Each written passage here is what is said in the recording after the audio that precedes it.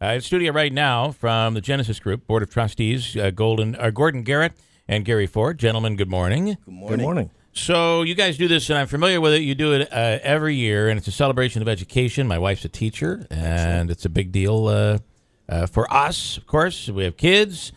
Celebrating teachers. It's something that I think is something that should be done today, not done enough. And talk about what you guys do. Well said. Couldn't agree more.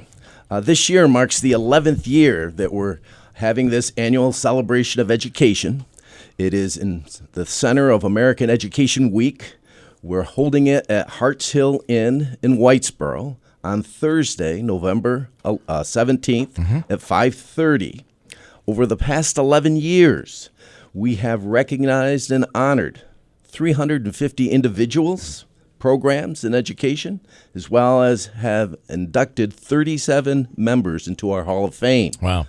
This year, we have another 26 individuals that are going to be recognized and honored, as well as 13 programs from 16 area schools, 3 colleges, and 1 other organization.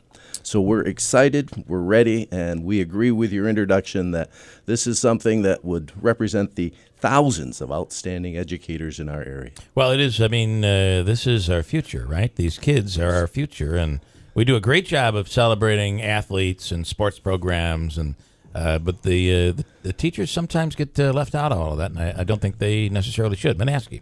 These are peer recommendations, nominations. Is that how that works? Can you talk about that? Yes, these are people that are submitted by their peers, some of them by their administrators from the area, a range of area across the 3 county areas, going from Madison County, stretching across through Oneida and over to Herkimer County. And do they know coming in, or is this like unveiled the night of? Do they know, or is it? No, we inform them in advance that they're going to be honored.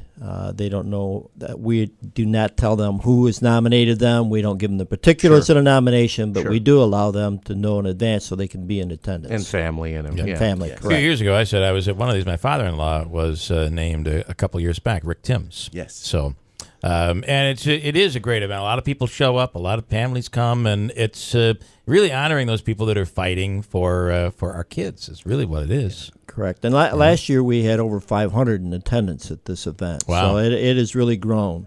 How do you get down to picking who is selected? How do you come up with the?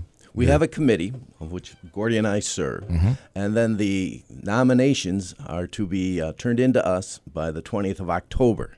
And then we go through the list and make sure that they've all reached that bar of excellence that their previous honorees have also attained. I assume at this point you know who is going to be named this year. Do you want to talk about those people? Well, the 3 people that we're going to talk about this morning are the 3 inductees into the Hall of Distinction this year. And we're very pleased this year that this year's class of Hall of Distinction winners is going to include Sister Anna Mae Collins from Notre Dame, who is finishing her 43rd year in education. Wow.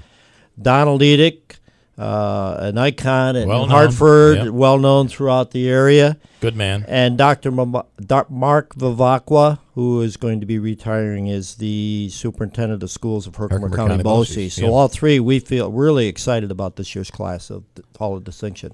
And these are all, when I said fighting for kids, I really mean that, because that's really what has to be done today, right? Yes. In fact, one of the things that's so impressive about these 3 people, between them, they represent over a century and a half of experience and dedication to our local kids. Wow. That's just incredible. You know, and Bill, to follow up on your point, and I'm not going to drag you guys into a debate on Common Core, but I'll just throw Common Core out there when we see things changing. Can't believe you're going there. The technological changes that happens, you know, you think about some of these teachers who have spent a career in this when they were trained, when they first learned the smart boards and everything else that they're using today didn't exist. And I think the list goes on. Even, and this isn't a problem every district faces, but many of them, when you have cutbacks, bigger class sizes, they're constantly adjusting and adapting so that they can continue to do a great job. So, excellent event.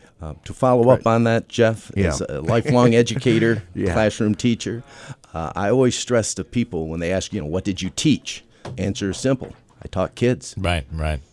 And you know, at the end of the day, while the technology really has changed, which is incredible, we're still so far here behind what other wealthy districts, wealthy areas are able to provide for their kids. And in many cases, these teachers have to work so much harder than other places across the country. Coming back to funding, that's a big issue, whether we like it or not. But it means an awful lot. So. Yeah, and several of the programs that we are recognizing are technological programs within these school districts and colleges.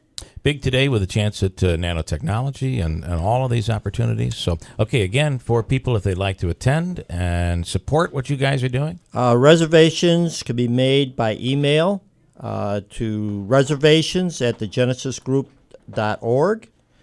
They can be phoned in to 520-0736, or it can be faxed to 797-1280. The cost is $25 per person. And again, it's at Harts Hill Inn on Clinton Road in Whitesboro on Thursday, November 17th at 5:30, starting at 5:30. Got it. Gordon Garrett, Gary Ford, thank you, gentlemen. Appreciate it. Thank you so much.